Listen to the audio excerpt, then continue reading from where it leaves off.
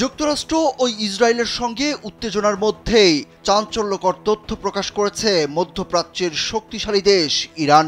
দেশটির প্রতিরক্ষা মন্ত্রী আজিজ নাসিরজাদে জানিয়েছেন, ইরান একাধিক দেশে অস্ত্র কারখানা তৈরি করেছে। তিনি বলেন, ইরান বেশ কয়েকটি দেশে অস্ত্র উৎপাদন কারখানা স্থাপন করেছে, তবে আপাতত দেশগুলোর নাম প্রকাশ করা হবে না। ইরানি প্রতিরক্ষা মন্ত্রী বলেন, যদি জুন মাসের সংঘাত 15 দিন পর্যন্ত বিস্তৃত হতো তাহলে ইসরায়েলি বাহিনী ইরানের কোনো ক্ষেপণাস্ত্র আটকাতে পারত না।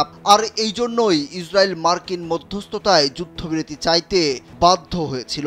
ইরান তার সবচেয়ে নির্ভুল অস্ত্র কাশেম বাসির ক্ষেপণাস্ত্র ব্যবহার করেনি বলেও জানান তিনি।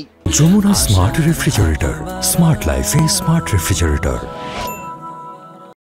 কাসেম বাসির ক্ষেপণাস্ত্রটি গেল মে মাসে উন্মোচিত হয়, যা একটি মাঝারি পাল্লার ব্যালিস্টিক ক্ষেপণাস্ত্র। ইরান বলেছে ক্ষেপণাস্ত্রটির পাল্লা প্রায় 1200 কিলোমিটার। এতে রয়েছে উন্নত নির্দেশিকা এবং প্রতিরোধ ক্ষমতা।